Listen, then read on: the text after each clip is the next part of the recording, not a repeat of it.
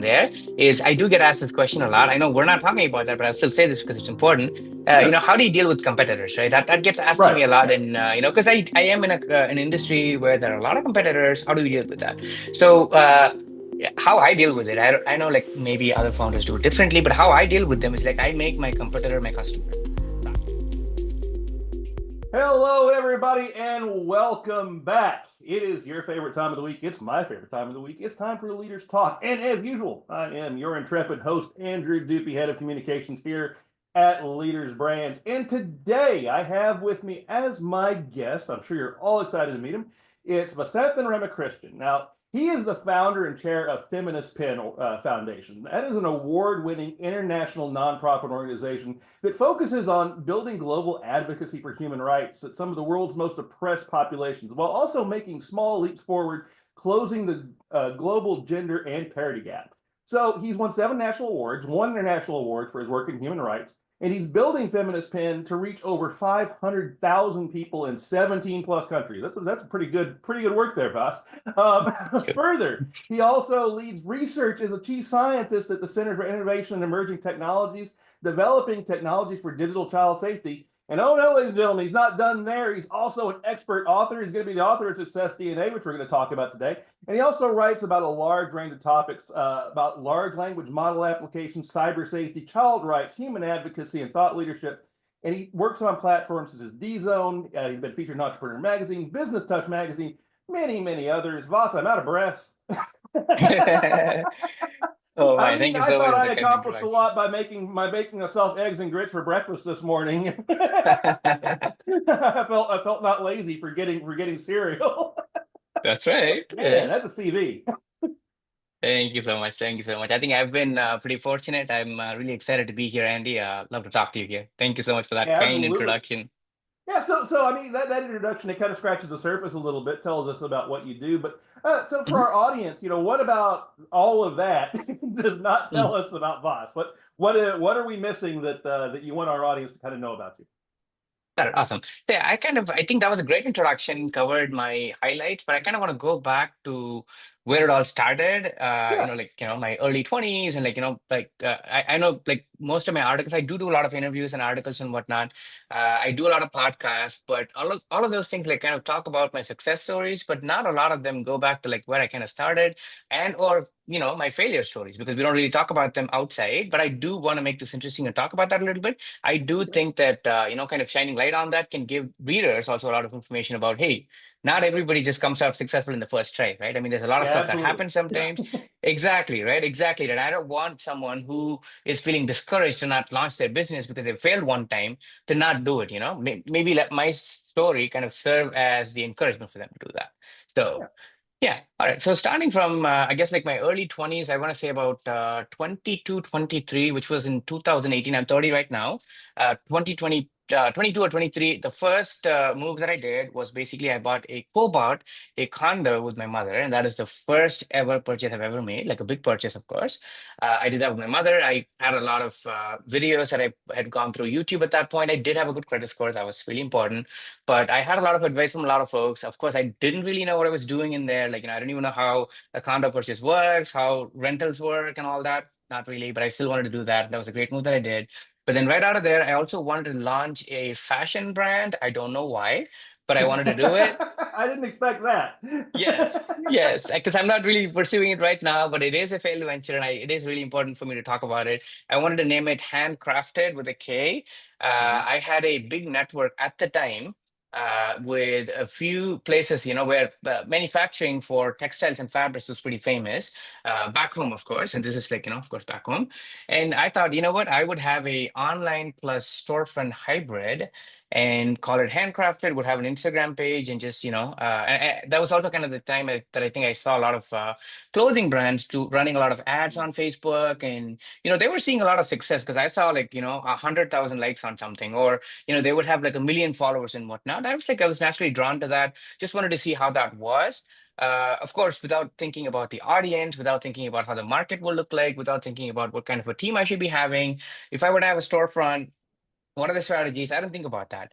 And also 2018 was also a time when e-commerce was, I don't want to say infancy, but still kind of in the middle there. I know right Yeah. now we have a ton of apps, but I think back then, I don't think there was a lot. And people prefer to go to stores and buy, at least in Asia, you know? So that was one thing that I did not count for. Definitely one problem. And then I also, I got a lot of advice from folks who said, you know what, you've got to go completely online. You wouldn't have a big investment, it's good to go. But I wanted to kind of do something unique. I know the goal was good, but the way that I executed it was a big failure. Mm. We rented a low-cost storefront, was running it about 5 or 6 months, but within like the sixth or seventh month, we went bankrupt. We sold the entire inventory at half the price. Of course, huge financial and emotional loss, and that's the first initiative I've ever done. The first time I've ever been an entrepreneur. A big fail for sure, but definitely I learned a lot from there, though, than even my Yeah. success stories, I would say, because I learned that not just, setting up a compelling vision is not just everything, but you have to have your Mm. team members and you have to have people around you to be able to execute it. I mean, you can think of like 100 different things to do, but if you're not able to execute that, you're not going to get anywhere. That was a Right. big lesson I got from there. And I'm sure a lot of people have that experiences. They started something and it didn't work out. I know some people quit after that, but for me, that was not the quitting point. That was kind of the starting point, I want to say. So I kept that as the starting point, and that's when maybe 2 years later, actually, right around that COVID time, was when I was like about 24 years old, 25 at the time, and that's when I started Feminist Spin Foundation. So Feminist Spin Foundation has been my biggest success so far. I have gotten the most amount of recognitions for Feminism Foundation. I was a pretty young nonprofit founder at the time because my co-founders and like some of the folks I was working with at the time, they were well into their 40s and 50s. Of course, Right. age Yeah. doesn't, right, but commonly I think like with nonprofits, I know like people don't really get into it till they've kind of had their stint at corporate. Maybe they're bored with corporate, they retired, they came in, or Hmm. some people just, kind of born into like a silver spoon. I think that's a different case. But I wasn't, right? I wasn't. But yeah, I wanted to try my hand at it. And long story short, of course, like, in a short time of about 2 years, we expanded Feminist Spin Foundation from a one-person office to about 50 team members from 4 countries, India, Netherlands, Dubai, and the US. And our team was really legally strong as well. We had a strong legal team back in Netherlands. We partnered with a lot of universities. We partnered with a lot of other nonprofit organizations, some of the really big ones. And it was a huge success. We focused on human rights, focused on gender equality and child rights. So child rights was a topic that kind of really stuck to me over there. And that's also like, why I got many of my recognitions and awards, because that was an area where not a lot of people were working on it. So I wanted to Yeah. create cyber safety tools that would basically keep children safe on the internet. As easy as that. The concept is pretty simple, but how that got executed was where the technicalities came in. And, what started as kind of like a small idea then became the Center for Innovation and Emerging Technologies, CIT, where I was a principal scientist. And we developed a groundbreaking tool called SciSafe, which was a massive success. And, I got like 7 national awards, one international award. I got 2 honorary doctorates, actually, one at age 26, and I was actually the youngest person to get that. And next week, I'm actually getting another honorary doctorate in entrepreneurship. This is my third one, actually. Congratulations. Yes, yes, it's been amazing. I've been fortunate. It's been amazing. And yeah, it kind of just went up from there, I think, like, during the start. And of course, COVID was also like a really good time for people to be online. So we Yeah. did everything online, that was like the perfect combination. So yeah, it took off, and I mean, to now, like 2023, I then started SNH Advisory Partners. That kind of has a small tie-in to my own immigration situation because I moved to the US 2017. I was an international student. Didn't have my permanent residence at the time, so I wanted to build a path for myself to like actually stay here in the country and make a continued contributions. But immigration paths at that time were pretty limited. I didn't have a lot of Mm. information, but after a lot of research, I thought I would qualify for the Einstein visa. The Einstein visa is basically a permanent residence classification that is, uh, for the top 1% of the population. I was actually able to prove to the government that I was top 0.1% of the population, Mm. thanks to all my awards and whatnot. It was amazing. I even got an endorsement from a Nobel Peace Prize laureate, actually, at the time. Yes, a lot of cool stuff though. Definitely a lot of That cool is stuff happened. impressive. Yes, yes, thank you so much. Definitely a lot of cool stuff happened though. I even was invited to a Amazon Prime program, which I couldn't do actually at the time because I was just like engaged in other things. But It was a really fun one, actually. Yeah, it was one of those programs that would go on NBC and Amazon Prime Video, but I couldn't do it, of course, so I was not able to, go with that. But I got a lot of fun invitations. I had a lot of panel discussions that I did with, people from the government and whatnot. Had a lot of senator contacts. It was amazing, though. That nonprofit experience, I would say, hands down, the best thing I've did. Definitely translated that into my immigration, and then I did my immigration on my own. And then I would go on to create an immigration firm for other people who have unconventional paths. So my firm was Yeah. specifically focused on unconventional paths of people who don't have a traditional 9 to 5 job, or they have a 9 to 5, maybe they want to do something else. And then I created that. Now, long story short, of course, on the immigration firm, we are an 85 member team from 2 countries. We've had about 129 approvals on those cases. And we have a pretty large staff of about 40 plus attorneys at the moment. We are a 9 figure firm. Everything is great there as well. So, Feminist Foundation, Ascend, and a couple of things in there. Yeah, I love it. And what I love is that you built that all off of what you initially called a failure. that's right. But and I like that because it frames for the audience that it wasn't a failure, was it? Was it really? I Good. mean, when I you look don't at really it, mean yeah, it was a exactly. business that didn't succeed, That's but right. it was not a failure. No, And I exactly. think part of that, yeah, was because you didn't let it be one. You one of the things you mentioned to me that immediately stood out. You only went about 6 months before you started Yep. to actually make the decision. Okay, I can't do this. Move on. Do something new. Yep. So, how much power did that give you by being able to make a decision fast, even though it's a painful one, but by Right. being able to make a decision fast and being able to pivot quickly rather Hmm. than say, oh gosh, we're going to try and try and try and then dig yourself into a hole that you almost never can get out of. That's right. I think that's also where, Andy, I think the numbers really help because that actually was the point I was starting to get into numbers, looking into numbers, because I'd, of course, got into the business without looking at the numbers. And then I started thinking, you know what, maybe the numbers is where the problem is. And we started putting together numbers, of course, not with any fancy software, just Excel sheets I'm talking about. But once we Hmm. started putting numbers, then it started getting into perspective. And we were like, we're clearly losing money here. It's not going to make sense. I don't think there's any way that we can actually make this into a success or make the numbers work in the next few years. I thought, you know what? I'll pull the plug actually here because it would be a conscious choice that I'd make rather than me building a whole team around it, maybe get some funding and whatnot. And then Hmm. the team fails and everybody loses their jobs. I don't want to do that though. So Right. rather, it's a lot easier to just do it yourself.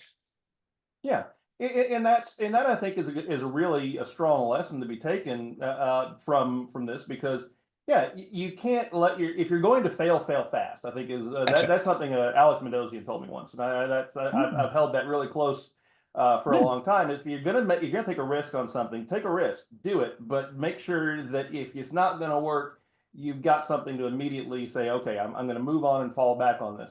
So, what inspired you to then start looking at nonprofits? Because you're right. Most people that get into nonprofits, I talk to a lot of them. I've talked to hundreds and hundreds and hundreds of them over the course of my years. They're almost Mm. always people that have had an exit. They've been in business for a long time. They've retired, or you're right, they've done it for their entire life. They've either gotten it because they inherited it, or they had money prior and decided they wanted to use it for charity. It's rare to actually see an entrepreneur that is a serial entrepreneur, someone that does as much work that you do, that goes right into nonprofit. So what kind of inspired you to make that kind of a, I guess, risky decision? That's right. I think a pretty simple but powerful thought. I thought, you know what? And I think this applies to everybody, not just me, that we could be on the other side of being the beneficiary for that nonprofit any single day. We could be on the streets any day. We could lose our family. We Hmm. could lose our business. We could lose everything we've had on any single day, though. I mean, we don't know how life will take us. And many of the people who we work with are obviously people who are not just, some were born into it, but some were just really unfortunate. They've had a really beautiful life, but something happened, everything turned around, they went there, and then now they're the other end of receiving, that they need nonprofits and all that. And it was just like that one thought for me, that what if I were one of those people who was either born into a family like that, or maybe something happened in my life and I was there, right? Because this handcrafted was one of also the reasons I was thinking, wait, you know what, I failed, but then I failed in such a way that it didn't really cripple me, though. It didn't really put me into like an entire, oh, I've lost everything I've made in my life, I'm homeless. No, it didn't. But it could have, though. What if it did? So that Yeah, if thought you've kind of done it came for to like me. 3 or 4 years, Right, exactly. And you would have lost a lot of and money, then right? COVID happened. Exactly. Yeah. Right. And we've seen bigger companies do that. Bigger companies go in and they go bankrupt and they lose everything. So I was like, okay, I could have been any day there. So that was a simple but powerful thought, I would say, Andy, that got me into that. Yeah. And then, speaking also of that, you also seem to have hit at the right time as well. I mean, it's almost serendipity because you're right. When you started moving, you moved in at the right time, right when people were moving into digital. Right, Everybody was stopping on brick and mortar. Brick and mortar was because of the pandemic right. was winding down. But now also, I mean, you're founding Aspire at a time I think it's incredibly necessary for it because I mean the United States is changing massively Right. on the concept of whether or not we even want immigration in this country. I mean, Right. our government is saying right now we do not in Right. almost any That's way, right. shape, or form, Right. which is difficult because you see the people that you're working with, people like you that I feel like are the lifeblood of this country. So I'm not going to Exactly. They're pontificate extremely on it, but talented, yeah, right? Yeah, they can really make a big contribution to the country. And right. that's the tricky part. And that's the conversation that I know not a lot of people are having, but I'm glad we're having that though. Oh yeah, but again, Yes, it's also it's a good time for you to begin these things. So is that's that right. kind of why you decided that now was the time for you to start moving into authorship? I do think so, though. Yeah, I think now authorship would just be now the natural extension, I would say, because you've talked to a lot of folks, you've had a lot of expertise, you have that, but how can you bring that to a bigger audience? You're not like looking at, oh, because in my business and in my nonprofit and all that, I have to have them as a client to be able to talk to them, right? That's the main Right. Yeah. main thing. I'd only talk to a client, but with a book, they don't have to be my client. Anybody can pick up the book and read it. And I thought, you know what? Hey, bring in a bunch of people who have similar thoughts. Let's be an author. Let's write that. Let's get it to the world. That was the idea behind the book. Yeah. Yeah. And then you're starting conversations. I mean, like you say, we're having a conversation right now where we're talking about, why are these things important right now today? And I feel like everything you're writing about right now, especially children's aid, children's health, uh, being able to actually create legitimate, good ways for people to That's find right. proper ways to immigrate to the United States and get Right. into the United States, be able to contribute to the country without having all of the obstacles that we're throwing Right. in their face right now. Exactly. Those are the kind of things that I feel like resonate very strongly with people, and that the conversations that you can build by writing. So, tell me a little bit about your chapter in Success DNA. Just kind of walk me through, what exactly is your goal with that chapter, and what are you speaking to with the audience in that? Got it. Actually, you know what? Pretty similar to what we spoke about in the start, right? Like I kind of made the introduction aligned with the chapter there because I kind of started with, hey, my failure. In fact, I even talk in detail about handcrafted and what mistakes we made and then how we failed. But on top of that, though, I know for sure that maybe a lot of entrepreneurs are reading. So I wanted to make sure that I put in some takeaways from the business, right? So I put Right. in some takeaways on, oh, you know what? So what did I exactly do from there? So one of the big things also that I also like say like, okay, I'm really glad that I did that. I thank my younger self for that. Is that yes, I pulled the plug on the business, but I didn't pull the plug on the folks who work with me on the business. I still have my team. They're with me right now, by the way. They're one of them is my VP, I another one is love my that. director. Exactly, because I know they're hardworking. I know the team is right. It's just that the idea didn't work. That doesn't mean that the people didn't work though. They've been with me for the last 8, 9 years right now, and they're one of the most loyal people I have. So I kind of start the chapter with that, talking about, hey, team and the people around you is the most important thing that you can ever have because I came to where I am right now only because of my team. So I could not have done it otherwise. Yeah. So that was really important. I love it because again, it's one of the things that I talk to again hundreds of entrepreneurs over the course of my career with this. But one of the things that they regularly say is that the strongest asset to building a business is a good team. That's And right. the ones that I have seen that have been the most successful have been ones that have built a team. And then when things have gone wrong, whether it be internally, whether it be externally, however it comes in, rather than churning through personnel and saying, okay, Right. well, I'm gonna fire this team. I'm gonna start from the beginning. I'm gonna hire new people and go from there. The ones that have been successful are the ones that have found new jobs for their team. Like, That's right. say someone isn't great at sales. You have them running the sales at the very beginning, but they're fantastic at doing things like running the podcast. I mean, I'm great at Right. sales, but that was Exactly. kind of what happened with me. We moved, we found better fits within the organization as the organization grew for a lot of different people. And Right. I feel like when you do that as a business, when you continually grow, find new fits for people, help them pivot into their best career rather than do Right. the churn, you build something that can last, don't you? Exactly. And then these people are, literally my most loyal folks. So because Yeah, they've not they'll only just never seen leave me. you. Yeah. Exactly, because they've not only seen me on my success, they've seen me on my failure. So they know what it feels like to kind of go through that. So I don't have to worry about, kind of putting, I know like a lot of entrepreneurs do this, by the way, like a lot of founders, particularly startup founders in tech, they kind of put in this perfect picture in the start of the day. We're funded, everything is perfect with the employees because they don't want the team members to get scared. But I'm on the opposite side. I want to show that, hey, there are a lot of challenges that we're facing right now. Mhm. I don't not only want you guys to know, but I want you guys to help me get through that. That is the entire point of having a team. I shouldn't be giving them a pink glass and say everything is perfect, just run with me. That's not the way to go. So that's another big tidbit in there too. Yeah. And you're so right about that because I mean, again, our business was a startup 6, 7 years ago, and we struggled at times. There were Right. times that we were counting pennies and seeing where we were Yep. going to go, and I was taking half salaries, and things were and my boss was taking no salary, and we were having to Yep. make some real sacrifices for See? the vision that we saw in the future Right. of things. And Right. you're right. A lot of businesses, because you watch things like Shark Tank or Dragon's Den in the UK, or those you see these entrepreneurs that are pitching. They think that everything's perfect right at the beginning, and they always Right. paint the rosy pictures. I got this. I got this handled. I don't know of any startup in the world that's got it handled from Nope. day one. Nope. There's no way. There's no way. They have 1,000 problems that are in there. They just don't talk Yes. about it. But I do think it's important for the team members to know that, though, because otherwise, how will your team even do anything if they don't even know what's going on, right? Well, it builds character, and it builds a team that survives a hard time is Right. a team that at the end of that, when they come out of the other end of that, they are rock solid because that when hard times happen, if that team followed you through that and didn't leave you through that, didn't run off, if they're with you at the end of that, those are the people you want to have having your back forever.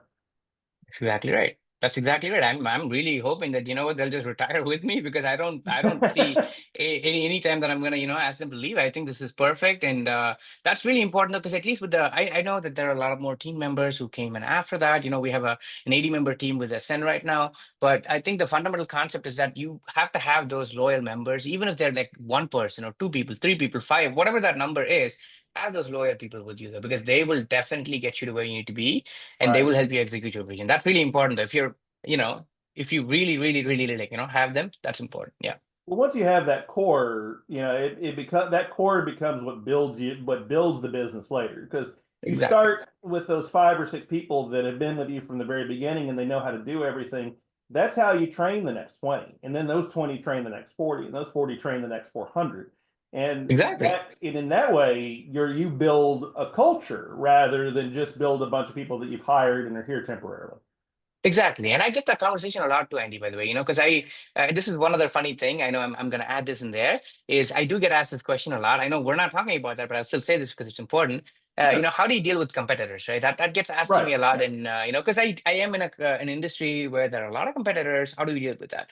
So, yeah, how I deal with it, I know like maybe other founders do it differently, but how I deal with them is like I make my competitor my customer.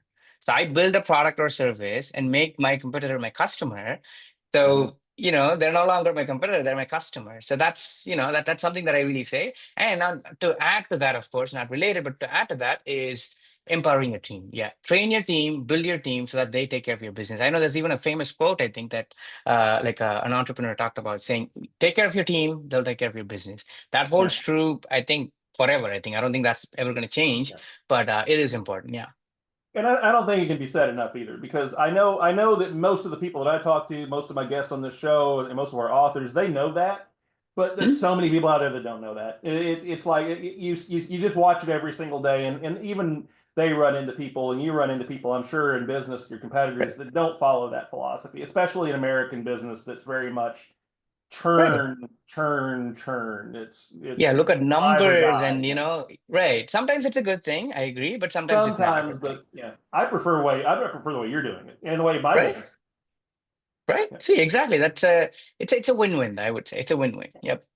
So, boss, I warned you that you're going to blink and we'd be close to time, and Yes. we are. Yes. But so, as we're Yes. kind of starting to wind things down a little bit here, we've covered a lot in a very short period here. But Yep. Is there any kind of like golden nugget, just something that the audience you feel like hasn't gotten from what you said so far, something they can take away and just immediately take and use in their business, in their life, however they want to do it? Got it. Okay. So I want to do two main one-liners that I think I can never forget in my life, which I hold on to. One is going to be success is a marathon, not a sprint. I'm pretty sure a lot of people have heard about that. But again, like you said, they hear it, but they don't apply it there They don't though. always But do it. right, exactly, right. I mean, you want the results right away, and then you don't actually realize it's a marathon. You're running a marathon, you're not running a sprint. So keep that in mind. Yeah. It is going to take a lot of time, even if it's 10 years, 15 years, that's absolutely okay. You can get back on the horse, keep moving, but do not want the results right away. That's really, really important. That's one thing. And the second thing that I think also goes and contributes to that is going to be humility, though. As a founder, as a leader, humility is extremely important. It's underrated, I know, with marketing and presentations and whatnot. Yes, you want to appear authoritative. I know a lot of marketing leaders that talk about, not showing that you're, humble and whatnot. But no, I'm of the opposite opinion. You have to be humble. I think that humility is really what's going to get you there. Always continue to be humble, regardless of what room you're in, regardless of who's in the room with you. That humility will always serve you. I hold on to that value. I agree with you 100% on that. I know some of our audience won't agree with you. That's In right. fact, I I even was know gonna some say that. specific ones in the audience who won't agree with Yes, you. yes, But yes, they're very successful as well. But I agree with you. I think that humility is yes. something that is highly underrated in business, and I do believe that if you are a little bit humble, it makes you see things more effectively than if you think that you're absolutely 100% the hottest of the hot and that nothing else is ever going to touch you. Exactly. Yeah, so I agree. So, Voss, how can our audience find out more about you? Okay, so we've got a bunch of ways they can do that. Definitely, the easiest way is to, of course, come into our LinkedIn. My name. I mean, honestly, they can Google me. They're going to probably find a bunch of articles. I've done like 15, 16 interviews in the last 2 weeks. That's okay. But the best way is definitely LinkedIn. They can get on my LinkedIn. And I'm going to have what is called a top mate scheduler. So the top mate is the scheduler I use. They can get in on there and they can schedule a call. Calls with the inbound team are free, by the way, because, we have a large team. But anybody who wants to talk to me directly, though, I do put some value in there. I do want to make sure that only the serious people book in. I don't want people who are not quite sure. They can talk with the inbound team. They're not sure, but if they know what they're doing, they should really book a call with me on TopMate. It's a paid call, but I suggest that they do that. Yeah. Fantastic. And ladies and gentlemen, that link's down below, as is the link to Success DNA. You can purchase it now. It's available on Amazon and in stores. And you can just grab that. And hopefully we'll be hearing more from you. Yeah, there we go. Success DNA. So hopefully we'll be Yes. hearing more from you in the future, Voss. Would love to have you on again. But for Yes. now, yeah, because I think we got a few more topics we just discovered on that. Yes. So yeah, Exactly. let's say in a couple of months we'll circle back and have another one. I love that. Perfect. Well, Voss, thank you so much for your time today, though, and we wish you the best of luck in your endeavors. Thank you so much.